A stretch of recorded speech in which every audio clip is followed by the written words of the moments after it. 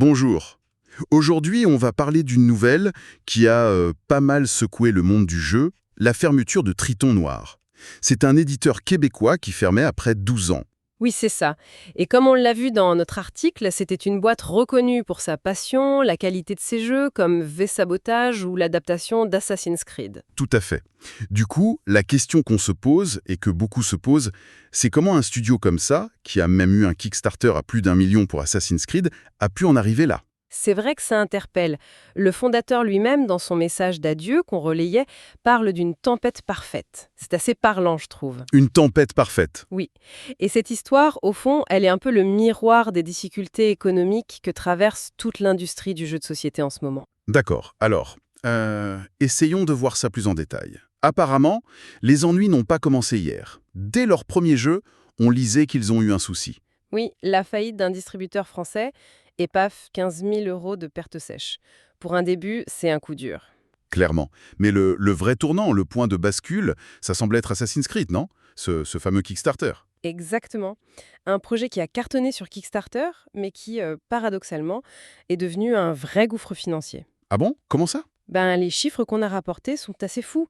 Les frais de port à cause du Covid et de la crise logistique, Oui? ils étaient estimés à 34 500 $ US. Au final, ça a coûté 218 200 $ US. Attends. Quoi? 218 000. Mais c'est plus de 6 fois plus. Une augmentation de 600%? C'est ça, plus 600%. Totalement imprévisible à l'époque de l'estimation. Et même s'ils ont demandé une rallonge aux backers. Oui, j'ai lu ça. Ils ont même remboursé ceux qui refusaient, c'est ça, hein? Tout à fait. Malgré ça, le projet s'est soldé par une perte nette de 102 000 $ US. C'est énorme, hein. Ce succès public qui devient une perte financière, ça a été le coup de massue. D'accord, je comprends mieux le choc. Et notre article mentionnait aussi d'autres facteurs qui ont joué, non? Oui, bien sûr. Il y a le marché qui est complètement saturé. Des milliers de jeux qui sortent chaque année. C'est de plus en plus dur d'exister, de se faire voir. La visibilité.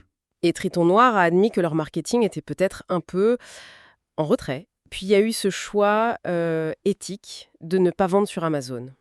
Ah oui, c'est vrai.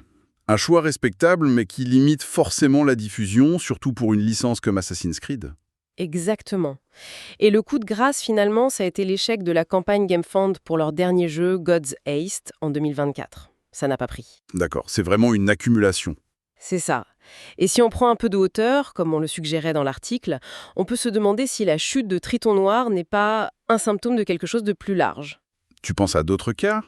Ben oui, on se souvient de Holy Grail Games qui a fermé aussi. Plus récemment, Ludonaut qui annonce arrêter les nouveautés parce que le secteur est en surchauffe.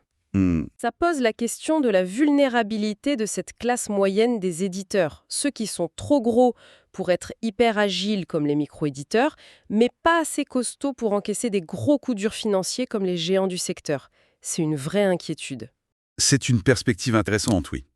Mais il faut aussi souligner, et notre article le faisait bien, la façon dont Triton Noir a géré sa sortie.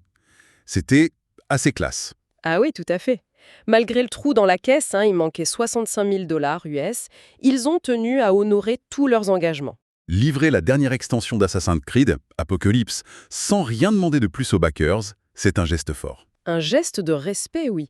Après, la conséquence directe, c'est que les jeux comme V-Sabotage, Assassin's Creed, ils sont orphelins maintenant. Plus de réimpression, plus de CAV, de services après-vente.